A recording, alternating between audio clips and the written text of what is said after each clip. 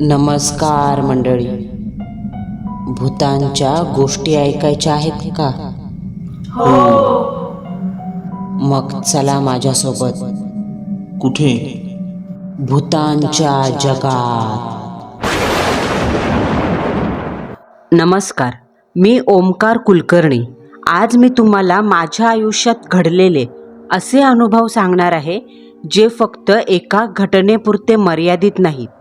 कारण त्या एका दिवसाने माझ्या आयुष्यात 3 वेगवेगळे दरवाजे उघडले आणि त्या तिन्ही दरवाजांमागे भयानक सत्य होतं. म्हणजे काय तर माझ्या आयुष्यातील 3 भयानक सत्य अनुभव मी जवळपास जगलो आहे. त्यातील पहिला अनुभव सुमारे 7 महिन्यापूर्वीचा, ज्या दिवशी मी माझ्या वडिलांना कायमचं गमावलं. सुमारे 7 महिन्यापूर्वीची ही गोष्ट. माझ्या आयुष्यातलं सगळ्यात मोठं वादळ आलं जेव्हा माझे वडील अचानक आम्हाला सोडून गेले. आजही त्या दिवसाचा विचार केला की अंगावर काटा येतो. तो दिवस अगदी एखाद्या सामान्य दिवसासारखाच होता, पण त्याच्या पोटात काय वाढून ठेवलंय याची कुणालाच कल्पना नव्हती. दुपारचं ऊन तापलं होतं. बाहेर रस्त्यावर माणसांची वर्दळ जवळजवळ थांबली होती. अशा भर दुपारी आमच्या 10 बाय 10च्या छोट्याशा खोलीत एक प्रकारची सुस्ती पसरलेली. ही खोलीच आमचं जग होतं. एका कोपऱ्यात कपड्याचं छोटं कपाट, बाजूला भिंतीला टेकून ठेवलेली लोखंडी मांडणी, त्यावर 2-3 भांडी आणि त्याच खोलीच्या एका बाजूला अटॅच किचनचा छोटासा ओटा. गरिबी होती, पण त्या खोलीत प्रेम खूप होतं. मी आणि बाबा त्या दिवशी नेहमीप्रमाणे गप्पा मारत बसलो होतो. आमचं नातं फक्त बाप-लेकाचं नव्हतं, जणू 2 मित्रांसारखं. आम्ही राजकारणावर चर्चा करायचो, कधी नोकरीतील ताणतणावावर बोलायचो, तर कधी अगदी साध्या घरगुती गोष्टींवर तासनतास गप्पा रंगायच्या. त्या दिवशी मात्र बाबा वेगळेच दिसत होते. खूप शांत होते. त्यांच्या चेहऱ्यावर एक विलक्षण समाधान दिसत होतं. डोळ्यात एक वेगळीच चमक होती, जणू काही त्यांच्या मनातील सगळी ओझी उतरून गेलीत. ते हळूच हसले आणि मायेने माझ्याकडे पाहत म्हणाले, ओमकार, आज कामावर जायला अजून वेळ आहे ना रे तुला? मग थोडा वेळ इथेच पड, डोळा लागू दे. बाहेर उन्हाचा तडाखा आहे. आत्ता जाऊन काय करशील? उठला का मस्त चहा घेऊ, मग तू निघ. त्यांच्या आवाजात इतकी माया होती का मी कसलाही विचार न करता होकार दिला. पण बाबांचे ते शब्द माझ्या आयुष्यातील शेवटचे शब्द ठरले याची मला तेव्हा पुसटशीही कल्पना नव्हती. मी त्या खोलीच्या एका कोपऱ्यात आडवा झालो. खिडकीतून आत येणारा उन्हाचा एक कवडसा समोरच्या भिंतीवर पडला होता. तो कवडसा हळूहळू सरकत होता. बाहेर कुठेतरी एखादा कावळा ओरडत होता. हळूच माझे डोळे मिटले आणि मला कधी गाढ झोप लागली कळलंच नाही. पण ती शांतता फार वेळ टिकली नाही. अचानक एक भयान आवाज माझ्या कानावर पडला. आमचं पाळलेलं मांजर धावत धावत माझ्या कानाजवळ आलं होतं आणि इतक्या विचित्र आवाजात ओरडत होतं का माझी झोप क्षणार्धात उडाली. तो आवाज नेहमीसारखा नव्हता. त्याच्या आवाजात भीती होती, आक्रोश होता. जणू ते मला जोरजोरात सांगत होतं, ओमकार उठ, काहीतरी विपरीत घडतंय. मी दचकून उठलो. मांजर माझ्याकडे एकटक पाहत होतं. त्याचे केस ताठ झालेले, डोळे मोठे झालेले आणि शेपटी फुगली होती. मी पहिल्यांदाच त्याला इतकं घाबरलेलं पाहिलं. मी उठून इकडे तिकडे पाहिलं.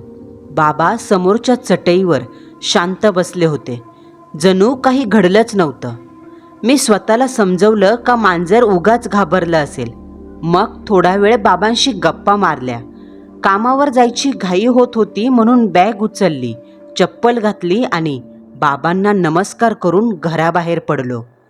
आमच्या घराची छोटीशी खिडकी रस्त्याच्या दिशेला उघडते.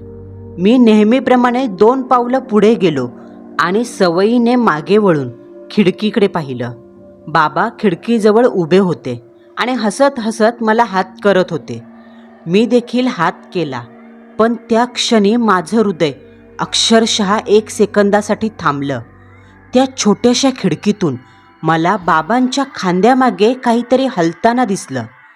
सुरुवातीला मला वाटलं माझा भ्रम असेल, पण पुढच्या क्षणी मी जे पाहिलं ते पाहून माझ्या अंगावर अक्षरशः शहारे आले. बाबांच्या खांद्यामागून 2 काळेकुट्ट हात हळूहळू पुढे येत होते. ते हात मानवी नव्हते, अस्वाभाविकपणे लांब होते आणि त्यांच्या बोटांच्या टोकाला लांब धारदार नखं चमकत होती. ते हात हळूहळू बाबांच्या गळ्याभोवती आले, जणू काही मागे उभी असलेली एखादी अदृश्य सावली त्यांना विळखा घालत होती. माझ्या अंगातलं सगळं रक्त गोठल्यासारखं झालं. मी जोरात ओरडणार, पण आवाज घशात अडकला. बाबा मात्र अजूनही हसून हात करत होते, जणू त्यांना काही जाणवत नव्हतं. पण ते काळे हात आता त्यांच्या गळ्याभोवती घट्ट झाले. त्या क्षणी मनात एक विचार चमकला. बाबांच्या मागे काहीतरी आहे आणि ते काहीतरी मानवी नव्हतं. पुढे काय झालं हे सांगताना सुद्धा मला काटा फुटतोय. मी घाबरून डोळे चोळले. पुन्हा नीट पाहिलं तर तिथे काहीच नव्हतं. बाबा खिडकीत एकटेच होते आणि नेहमीप्रमाणे मला हात दाखवत होते. त्या क्षणी माझ्या मनात प्रचंड गोंधळ निर्माण झाला. काही क्षणांपूर्वी मला अगदी स्पष्ट दिसलेले ते 2 काळेकुट्ट हात नेमकं काय होतं? माझा भास का खरंच काहीतरी भयंकर माझ्या नजरेस पडलेलं? मी काही क्षण स्तब्ध राहिलो आणि मग स्वतःलाच समजवत म्हणालो, कामाचा ताण आणि अपुरी झोप, त्यामुळे डोळ्यांना नक्कीच भ्रम झाला असावा. मी डोकं खाजवत पुढे निघालो, पण मन मात्र अजिबात शांत नव्हतं.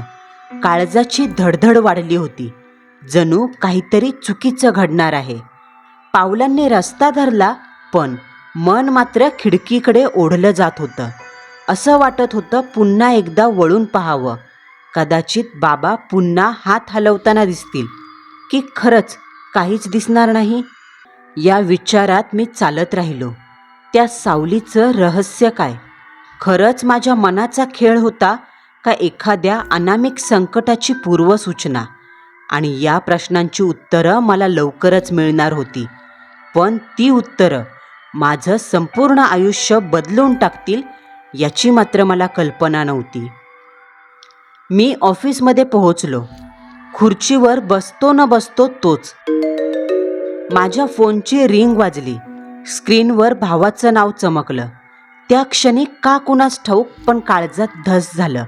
मी फोन उचलला आणि पलीकडून भावाचा थरथरता रडवलेला आवाज आला, दादा दादा लवकर घरी ये. बाबांना श्वास घेता येत नाही. ते अचानक कोसळलेत, बेशुद्ध झालेत. त्याच्या एका वाक्याने माझ्या हातातला फोन थरथरू लागला. काही क्षणांपूर्वी खिडकीतून दिसलेले ते 2 काळे हात आता माझ्या डोळ्यासमोर विजेसारखे चमकून गेले. तो भास नव्हता, हा विचार मनात आला आणि माझ्या अंगातून घामाच्या धारा सुटल्या. हृदय वेड्यासारखं धडधडू लागलं. मी काहीच न बोलता, ऑफिसमध्ये कुणाला काही न कळवता बाहेर पळत आलो. रस्त्यावर धावताना डोळ्यासमोर फक्त तेच दृश्य दिसायचं. बाबांचा हसरा चेहरा आणि त्यांच्या गळ्याभोवती आवळलेले ते अक्राळ विक्राळ काळे हात. जणू काही मृत्यूची सावली आधीच त्यांच्या मागे उभी होती आणि मला ते पाहण्याची परवानगी नियतीने दिली होती. तिकडे घरी नेमकं काय घडलं होतं हे मला नंतर कळलं. मी घरातून निघाल्यानंतर काही वेळातच बाबांना अचानक अस्वस्थ वाटू लागलं. त्यांना श्वास घ्यायला त्रास होऊ लागला. ते छाती धरून बसले आणि क्षणात जमिनीवर कोसळले. घरात भीतीचं वातावरण पसरलं. पण योगायोगाने किंवा कदाचित नियतीनेच शेजारच्या घरात त्या दिवशी एक कंपाऊंडर पाहुणे म्हणून आले होते. आवाज ऐकताच ते धावत आमच्या घरात आले. त्यांनी बाबांची अवस्था पाहिली, ताबडतोब तपासणी केली. त्यांच्या चेहऱ्यावरची गंभीरता पाहून सगळ्यांच्याच काळजात धडकी भरली. त्यांनी बाबांना शुद्धीवर आणण्यासाठी प्रथमोपचार सुरू केले. छातीवर जोरजोरात पंपिंग केलं.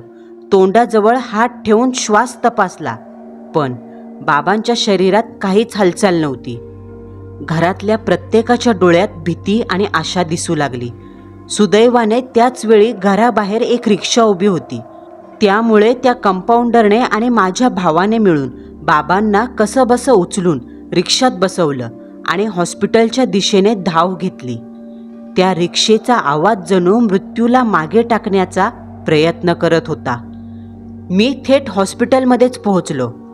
हॉस्पिटलमध्ये पाऊल टाकताच एक विचित्र, अंगावर शहारे आणणारी थंडी वाजून गेली. औषधांचा उग्र वास हवेत दरवळत होता, ज्याने माझं मन अधिक अस्वस्थ झालं. बाबांना ICUमध्ये नेलं होतं. मी बाहेरच्या कॉरिडॉरमध्ये अस्वस्थपणे फिरत होतो.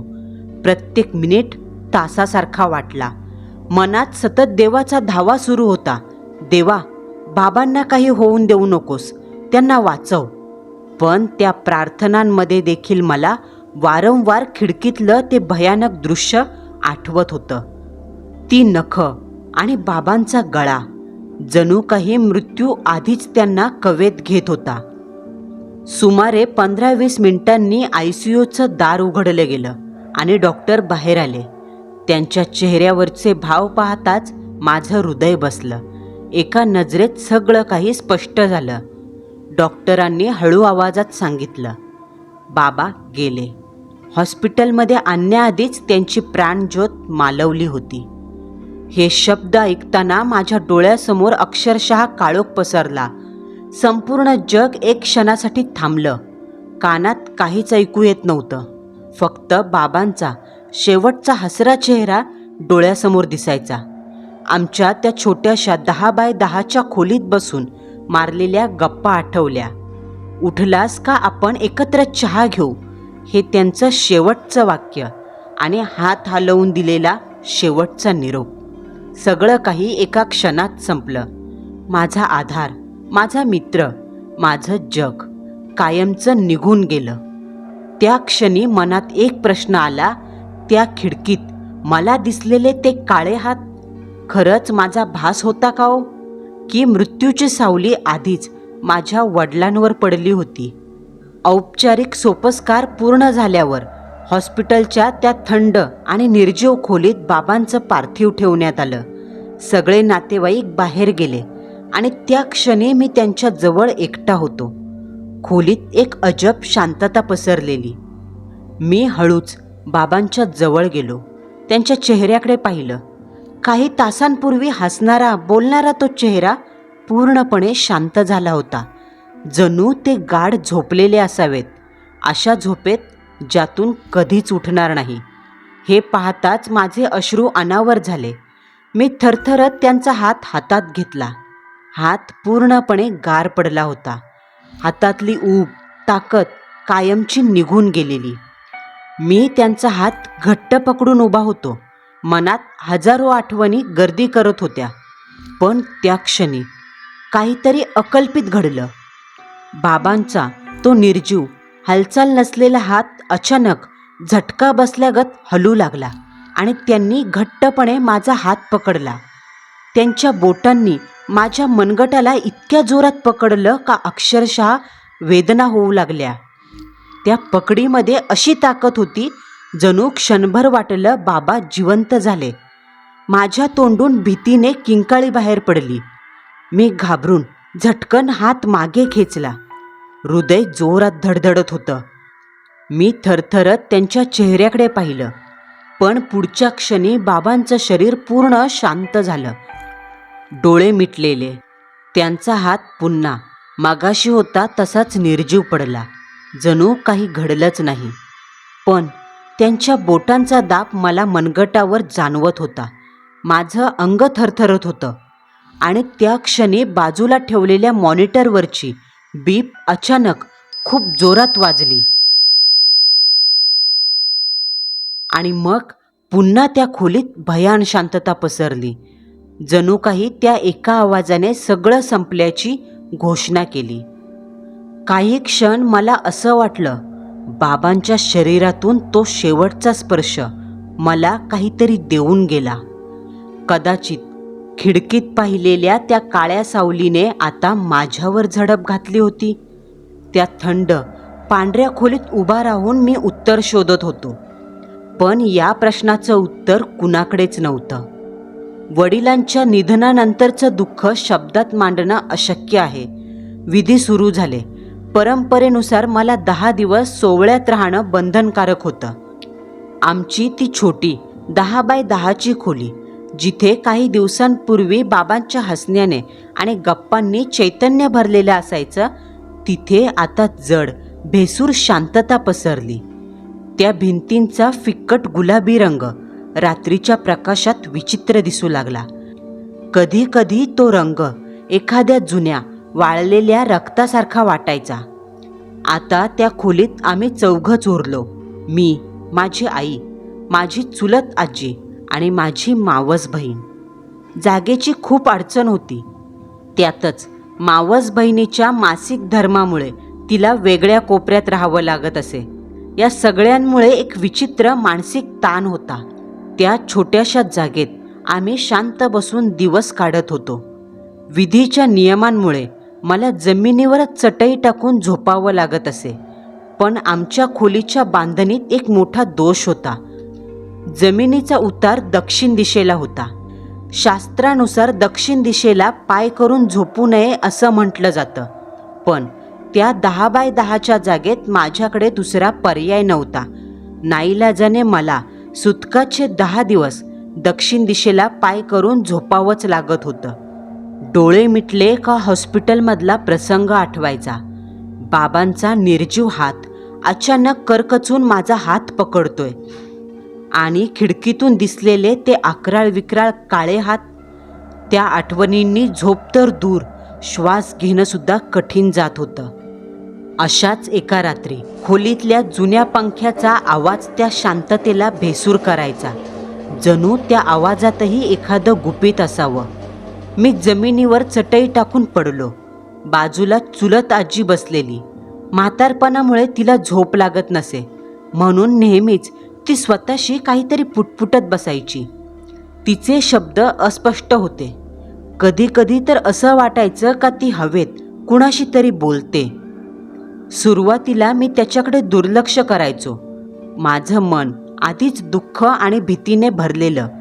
पण अचानक त्या रात्री तिच्या अस्पष्ट पुटपुटण्यातून 2 शब्द अत्यंत स्पष्टपणे माझ्या कानावर पडले.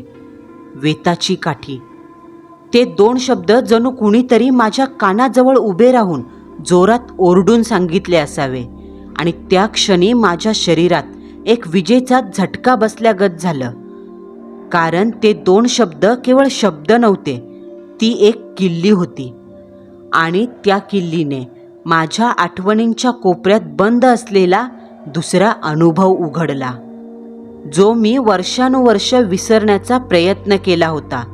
पण त्या 2 शब्दांनी त्या रात्री तो पुन्हा जिवंत झाला. आणि हाच माझा दुसरा अनुभव, जो मी 20 वर्षापूर्वी अनुभवला होता. मामाचं गाव, तो जुना वाडा आणि ती भयानक रात्र. अचानक मला मामाचं गाव आठवू लागलं. त्या रात्रीचा काळोख, त्या रात्री जे काही घडलं होतं त्याचं उत्तर अजूनही सापडलं नव्हतं. आणि अशात आज चुलत आजीने ते 2 शब्द का उच्चारले? तिला काही वेगळं जाणवलं का? ती कोणत्या तरी अदृश्य शक्तीशी संवाद साधत होती का? या प्रश्नांनी ती 20 वर्षापूर्वीची रात्र माझ्या डोळ्यासमोर जिवंत झाली. त्यावेळी मी लहान होतो, कदाचित 7-8 वर्षाचा असेल. मामाच्या गावी सत्यनारायणाची महापूजा होती, त्यामुळे सर्व कुटुंब जमलेलं. गावाकडचं ते जुनं दगडी बांधकामाचं घर आजही डोळ्यासमोर तसंच उभं आहे. आजूबाजूला पसरलेली नारळ सुपारीची वनराई, ज्यामुळे ते घर प्रसन्न वाटायचं. पण रात्री वातावरण पूर्ण बदलून जायचं. ती दाट वनराई काळोखात गूढ आणि भयान भासायची. वाऱ्याने हलणाऱ्या नारळाच्या पानांचा आवाज जणू कुणीतरी कुजबुजतंय असा वाटायचा. त्या रात्री नवीन मामा मामीच्या प्रेमापोटी मी हट्ट धरला का मला नवीन मामी शेजारी झोपायचं आहे. सगळे झोपायला गेले. गावाकडची मध्यरात्रीची वेळ. इतकी शांत का स्वतःचा श्वास ऐकू येईल. अचानक मला काहीतरी विचित्र जाणवलं आणि माझी झोप उडाली. मी डोळे उघडले तर काळीच धडधडायला लागलं, कारण मामी माझ्या शेजारी नव्हती. ती थोड्या अंतरावर ताठ बसलेली, तिची पाठ माझ्याकडे. पण तिच्या बसण्याच्या पद्धतीत काहीतरी भयानक विचित्र होतं. मी हळूच तिच्याकडे पाहिलं. तिचे डोळे पूर्ण उघडे होते, पण त्यात काळी बुबळं नव्हती, फक्त पांढऱ्या कवड्या दिसायच्या आणि तिचा चेहरा निर्विकार, जणू एखादी बाहुली बसली आहे असं वाटत होतं. पुढच्या क्षणी ती हळूच उठली आणि एखाद्या गुंगीत चालणाऱ्या माणसासारखी घराबाहेर निघून गेली. मी घाबरून आईला उठवलं. आईने मामीची ती अवस्था पाहिली आणि तिच्या चेहऱ्यावर अचानक काळजीचं सावट पसरलं. ती काही क्षण शांत उभी राहिली, जणू काहीतरी ओळखण्याचा प्रयत्न करत होती. मग ती पटकन देवघरात गेली आणि देवघरातून पदराखाली काहीतरी लपवून बाहेर आली. तिच्या चेहऱ्यावरची गंभीरता पाहून मला आणखीनच भीती वाटू लागली. आम्ही दोघंही हळूच मामीच्या मागे बाहेर आलो. ती सरळ गावच्या वेशीबाहेर असलेल्या एका नारळाच्या झाडाकडे चालत होती. ते झाड बाकीच्या झाडांपेक्षा खूप उंच आणि एकटंच होतं. मामी त्या झाडाजवळ थांबली, काही क्षण शांत उभी राहिली आणि अचानक तिच्या शरीराने एक विचित्र हालचाल सुरू केली. तिने आपले हात आणि पाय अशा विचित्र कोनात वाकवले, जे पाहून मला तर थंडीच भरली. तिच्या हाडांचा वळण्याचा आवाजसुद्धा त्या शांत रात्री इतका स्पष्ट आला, जणू कुणी लाकडं मोडतंय असं वाटलं. तिचं शरीर एखाद्या कोळीसारखं वाकडं तिकडं झालं आणि पुढच्या क्षणी मामी एखाद्या पालीसारखी त्या उंच नारळाच्या झाडावर सरसर चढू लागली. मी आणि आई जागच्या जागी थिजलो. काही क्षणात ती झाडाच्या शेंड्यावर पोहोचली. तिथे बसून अचानक हसायला लागली. पण ते हास्य मानवी नव्हतं. तो आवाज इतका भेसूर आणि अमानवीय होता का आजही आठवला तरी एकटा असताना घाम फुटतो. तिच्या हसण्याच्या आवाजाने आसपासची पाखरंसुद्धा उडून गेली. अचानक तिने एक जड नारळ माझ्या दिशेने भिरकावला. मी घाबरून जागीच उभा होतो, पण आईने विजेच्या वेगाने मला मागे ओढलं. तो नारळ जमिनीवर आदळून फुटला. आईने वर पाहून मोठ्या आवाजात विचारलं, "कोण आहेस आधी ते सांग, नाहीतर सोडणार नाही तुला." हे ऐकताच मामी झाडावरच तांडव करू लागली. तिचे डोळे लाल भडक झाले. ती ओरडली, "मी कोण याच्याशी तुझा काही संबंध? ही ओल्या हळदीने माझ्या हद्दीत आली, मी पकडलं. आत्ताच्या आत्ता तुम्ही निघा, नाहीतर तुझ्या मुलाचा बळी घेईन आणि मगच हिला सोडेन." तिचे ते लाल डोळे अंधारात जळजळत्या निखाऱ्यासारखे चमकत होते. हे बोलून अचानक ती झाडावरून खाली उतरू लागली. पण ज्या प्रकारे ती उतरत होती ते पाहून कुणाचाही रक्त गोठेन. तिचं डोकं खाली आणि पायवर. ती पूर्णपणे उलटी होऊन झाडावरून सरपटत खाली आली, एखादी पाल झाडावरून उतरते अशा वेगाने. ती जमिनीला टेकणार इतक्यात आईने पदराखालून काढलेला दत्त महाराजांचा अंगारा तिच्यावर जोरात फेकला. अंगारा लागताच मामी एखाद्या पेटलेल्या कोळशासारखी तडफडू लागली. तिच्या तोंडातून भेसूर किंकाळी बाहेर पडली आणि क्षणात ती बेशुद्ध होऊन जमिनीवर कोसळली. नंतर आईने आरडाओरडा करून सगळ्यांना गोळा केलं. मामीला उचलून घरी आणण्यात आलं. गावातून एका जाणत्या माणसाला बोलवलं. तो येईपर्यंत आईने मामीला घरात एका कोपऱ्यात बसवलं आणि तिच्या भोवती अंगाऱ्याचं एक सुरक्षा रिंगण ओढलं. काही वेळाने तो जाणता माणूस दारात आला. त्याच्या हातात एक काठी होती, वेताची काठी. त्याने काही मंत्र म्हणायला सुरुवात केली. खोलीत एक विचित्र ताण निर्माण झाला आणि जसा त्या काठीचा पहिला फटका मामीच्या अंगाला बसला तशी ती अचानक जागी झाली. तिच्या तोंडून रागीट मांजरासारखी गुरगुर बाहेर पडली ती अंगावर धावू लागली, पण अंगाऱ्याच्या रिंगणामुळे ती बाहेर येऊ शकली नाही. ती रात्र फार भीषण. संपूर्ण रात्र फक्त 2च आवाज ऐकू येत होते. एक, त्या वेताच्या काठीचे फटके, आणि 2, मामीच्या अघोरी भेसूर किंकाळ्या. तो आवाज आजही माझ्या कानात तसाच घुमतोय. आणि आत्ता 20 वर्षानंतर चुलत आजीच्या तोंडून पुन्हा वेताची काठी या शब्दाने ते आवाज आणि तो अनुभव जिवंत झाला होता. मामाच्या गावच्या त्या भयानक आठवणीने मला घाम फुटला. मी काही क्षण भूतकाळात अडकलो आणि भानावर आलो. पण आता मात्र माझ्याच खोलीतील वातावरण बदलू लागलं होतं. ज्या भिंती काही दिवसांपूर्वी साध्या वाटायच्या त्या आता माझ्याकडे झेपावतायत असं वाटलं.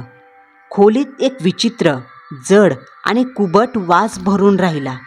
तो साधा ओलसर नाही, तर इतका घाणेरडा आणि कुचका वास होता, जणू एखादं जुनं प्रेत खूप वर्षापासून इथे कुजत पडलंय. माझ्या नाकात तो वास शिरत होता, अंगावर काटा येत होता. मला आता जाणवू लागलं, खोलीतील हवा हळूहळू थंड होते. इतकी थंड की जणू कुणीतरी बर्फाचा श्वास माझ्या अंगावर सोडतोय. मी जमिनीवर उताना पडून छताकडे पाहत होतो, पण माझं लक्ष वारंवार उजव्या बाजूच्या त्या ओट्याकडे जात होतं. अंधारात त्या ओट्याची सावली विचित्रपणे तयार झालेली. पण अचानक त्या अंधारात मला भिंतीच्या वरच्या कडेला काहीतरी हलताना दिसलं. सुरुवातीला वाटलं माझा भास असेल, पण पुढच्या क्षणी मला स्पष्ट झालं. त्या भिंतीच्या कडेवरून कुणाची तरी 2 लांब, काळवंडलेली आणि हाडांनी बनलेली बोटं हळूहळू आत सरकत होती. ती बोटं इतकी क्रूश आणि विद्रूप होती, जणू एखाद्या जळालेल्या प्रेताची हाडं असावीत. ती हळूहळू पुढे सरकत होती, जणू कुणीतरी त्या ओट्याच्या पलीकडे लपून बसलं होतं आणि आता आत येण्याचा प्रयत्न करत आहे. माझं हृदय अक्षरशः धडधडून बाहेर पडेल असं वाटलं. मी क्षणभर डोळे मिटण्याचा प्रयत्न केला, पण माझ्या पापण्या जणू दगडासारख्या जड झाल्या होत्या. माझे डोळे बंदच होईना. त्याचवेळी मी जिथे झोपलो होतो त्या दक्षिणेकडील उतार असलेल्या फरशीच्या अगदी खाली अचानक एक आवाज सुरू झाला. अगदी भयान. तो आवाज इतका विचित्र होता, जणू जमिनीखालून कोणीतरी ती जड फरशी काढून बाहेर येण्याचा प्रयत्न करत आहे. आवाज हळूहळू वाढत होता.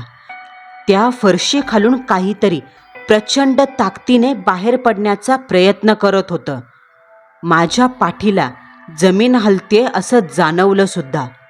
त्या क्षणी खोलीच्या खांबाला लटकलेली ती पांढरी प्लॅस्टिकची पिशवी अचानक फडफडायला लागली. खोलीत हवा नव्हती. पंखाही जीव गेल्यासारखा फिरत होता. तरी ती पिशवी इतकी जोरात कशी हलत होती? काही क्षणात ती खांबावरून निसटली आणि एखाद्या गार, ओल्या मांसासारखी थेट माझ्या तोंडावर येऊन पडली. अचानक झालेल्या त्या स्पर्शाने माझा श्वास अडकला. मी हातपाय झटकू लागलो. पण पुढच्या क्षणी त्या पिशवीत कसली ताकद आली देवाला माहीत. जणू ती पिशवी नाही, तर एखाद्या पिशाच्याचा हात असावा आणि त्याने माझ्या गळ्याला विळखा घातला असावा. अशी घट्ट पकड त्या पिशवीने निर्माण केली. पण ती पकड इतकी थंड आणि कडक होती का माझं रक्त गोठू लागलं. मी जीवाच्या आकांताने ती पिशवी बाजूला केली. पण जेव्हा वर पाहिलं तेव्हा माझी शुद्धच हरपायला आली. त्या 4 फूट ओट्याच्या पलीकडून आता एक चेहरा वर आला होता. तो चेहरा पाहताच माझ्या अंगात थंडी आली. तो चेहरा मी लहानपणी पाहिलेल्या त्या काळरात्रीसारखाच होता. मामीचा तोच विद्रूप चेहरा. तिची मान पूर्णपणे मागे वळलेली, इतकी की जणू मान मोडून उलटी लटकली आहे. तिचे डोळे लाल भडक झालेले, जळत्या कोळशासारखे, आणि ती माझ्याकडे एकटक पाहत होती. तिच्या चेहऱ्यावर एक भयानक, विकृत हास्य होतं. आणि त्या क्षणी स्वयंपाकघरात ठेवलेली सगळी स्टीलची भांडी एकदम आवाज करत जमिनीवर कोसळली.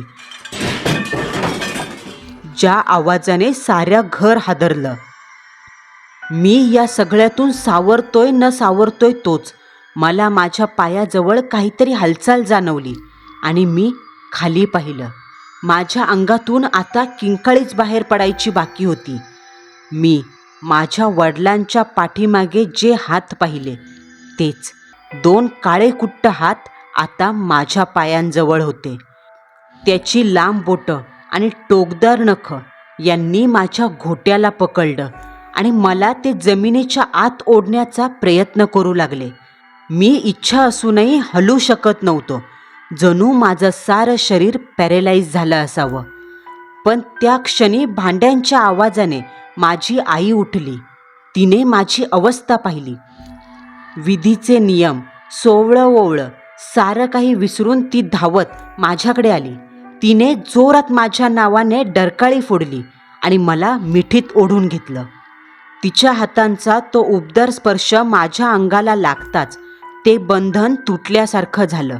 आईने माझ्या कानाजवळ दत्त महाराजांचं नाव घेतलं आणि हलकी फुंकर मारली आणि त्या क्षणी सगळं काही शांत झालं. माझ्या घोट्याला पकडलेल्या त्या हातांचा भार नाहीसा झाला. फरशीखालचा आवाज थांबला. ओट्याच्या पलीकडचा विद्रूप चेहरा अदृश्य झाला. खोलीत पुन्हा शांतता पसरली. फक्त आईचे मंत्र ऐकू येत होते. दिगंबरा दिगंबरा, श्रीपाद वल्लभ दिगंबरा. जणू काही घडलंच नव्हतं. हे सगळं खरंच घडलं होतं? भास होते? माहीत नाही. पण एक मात्र खरं, ते जे काही होतं ते आज कदाचित तुम्हाला पटत नसलं तरी माझ्यासाठी ती काळरात्र नरकपेक्षा कमी नव्हती. त्यानंतर वडिलांच्या निधनामुळे आम्ही ते घर कायमचं सोडण्याचा निर्णय घेतला. तेव्हा त्या जागेचा खरा इतिहास आमच्या समोर आला. त्या 10 बाय 10च्या छोट्याशा खोलीत एक अघोरी रहस्य दडलं होतं. अनेक वर्षापूर्वी त्या जागी एका मांत्रिकाने सलग 11 दिवस अघोरी साधना केली होती आणि त्या साधनेत त्याने एक नरबळी दिलेला. त्या विधीमुळे त्या जागेवर भयंकर पिशाच्य शक्ती जागृत झाली होती. गावकऱ्यांना जेव्हा हे कळलं तेव्हा त्यांनी मांत्रिकाला पकडून त्याला जिवंतपणीच गाडून टाकलं. मांत्रिकाचा देह गेला, पण त्याची साधना, त्याने जागवलेली ती अघोरी शक्ती तिथेच अडकून राहिली. त्या फरशीखाली, त्या 10 बाय 10च्या खोलीत आजही ती पिशाच्य शक्ती बंदिस्त आहे असं गावकरी म्हणतात. आणि कदाचित त्या रात्री तीच शक्ती माझ्या मागे लागली होती. कारण मी माझ्या वडिलांच्या निधनानंतर सुतकात बसलो होतो. मला तर कधी कधी हेही जाणवतं का माझ्या वडिलांच्या जाण्यामागेही कदाचित त्या अघोरी काळ्या शक्तीचा हात तर नसावा. म्हणून आम्ही ते जुनं घर कायमचं सोडलं. आता आम्हाला वाटलं त्या भयानक घटनांपासून आमची कायमची सुटका झाली. नवीन भागात, नवीन घरात आम्ही राहायला आलो. सगळं बदलू लागलं. परिसर, लोक आणि हळूहळू आम्हाला वाटलं भूतकाळ मागे पडलाय. भूतकाळात जे काही घडलं ते त्या जागेशी जोडलेलं असावं. असेच दिवस शांततेत जात होते. घरात हळूहळू सगळं व्यवस्थित होऊ लागलं. पण काल रात्रीच्या अमावस्येला, मध्यरात्रीच्या त्या भयान शांततेत अचानक माझी झोप मोडली. अंगात अनाकालनीय थंडी शिरली होती. मी डोळे उघडले आणि भिंतीवरच्या घड्याळाकडे पाहिलं. बरोबर 3:15 झाले होते. खोलीत एक विचित्र शांतता आणि अचानक मला बेडच्या अगदी खालून तोच ओळखीचा, अंगावर काटा आणणारा आवाज आला. तोच आवाज जो मी त्या जुन्या 10 बाय 10च्या खोलीत ऐकला होता. माझं हृदय जोराने धडधडू लागलं. हे घर तर नवीन आहे, मग तो आवाज इथे कसा? काही क्षण मी भीतीने शांत पडून राहिलो. पण उत्सुकता आणि भीती यांच्या दरम्यान अडकून शेवटी हळूच खाली वाकून बेड खाली पाहिलं. तिथे कुणीच नव्हतं. पण फरशीवर काहीतरी वेगळं दिसत होतं. जणू कुणीतरी नखांनी फरशीवर ओरखडलंय. त्यातून कुणीतरी बाहेर पडण्याचा प्रयत्न करतंय. आणि हे पाहून माझ्या अंगातून थंड शिरशिरी गेली. त्या क्षणी कानांच्या अगदी जवळून बर्फासारख्या थंड श्वासांसोबत एक कुजबूज ऐकू आली. जागा बदललीस, रक्त कसं बदलशील? त्या शब्दांनी माझं रक्त गोठलं, श्वास अडकला. मी झटकन वळून अंधाऱ्या कोपऱ्यांकडे पाहिलं. एक क्षण मला 2 लाल भडक निखाऱ्यांसारखे डोळे दिसले, जे सावधपणे माझ्यावर पाळत ठेवून आहेत. त्या क्षणी समजलं, ती शक्ती त्या घराशी बांधलेली नव्हती. ती आमच्या कुटुंबाच्या रक्ताशी चिकटलेली होती. आणि कदाचित ती काळरात्र अजूनही संपली नाही. आमच्या कुटुंबात नक्कीच असा काहीतरी काळा इतिहास असणार, ज्याचे पडसाद आत्ता उमटायला लागलेत. असं म्हणतात, कुटुंबात असलेल्या काही शक्ती काही पिढ्यांनंतर का होईना पण जागृत होतातच. जणू त्यांची आता मुदत संपली असावी. आणि त्या दिवसानंतर मला एक गोष्ट कायमची समजली. काही गोष्टी जागेशी नाही तर रक्ताशी बांधलेल्या असतात, ज्यांच्यापासून कुठेही पळून जाता येत नाही. काही अनुभव संपत नाही, ते फक्त तुमच्या आयुष्याचा भाग बनतात. त्या रात्रीनंतर मी पुन्हा कधी शांत झोपलो नाही. कारण पौर्णिमा, अमावस्या, ठराविक दिवसांमध्ये ती कुजबूज अजूनही ऐकू येते. मी डोळे उघडतो आणि घड्याळात 3:15 वाजलेले असतात. पण यावेळी एक गोष्ट वेगळी जाणवते. त्या आवाजासोबत आता मला श्वासही जाणवतोय. अगदी जवळ, माझ्या जवळ कुणीतरी आहे. पण मी जेव्हा वळून पाहतो तेव्हा तिथे कुणीच नसतं. खरंच कुणी नसतं, की माझ्या नकळत कुणीतरी माझ्याकडे पाहत असतं? सबस्क्रायबर मंडळींनो, तुम्हाला काय वाटतं? हा सगळा फक्त माझ्या मनाचा खेळ आहे, की खरंच ती अघोरी शक्ती अजूनही जिवंत आहे आणि आता ती माझ्या मागे नाही तर माझ्यात आहे? मंडळींनो, आपला आजचा थरारक अनुभव तुम्हाला कसा वाटला हे कमेंट बॉक्समध्ये कळवायला विसरू नका. पुन्हा भेटू. नवा सत्य अनुभव, नवा थरार.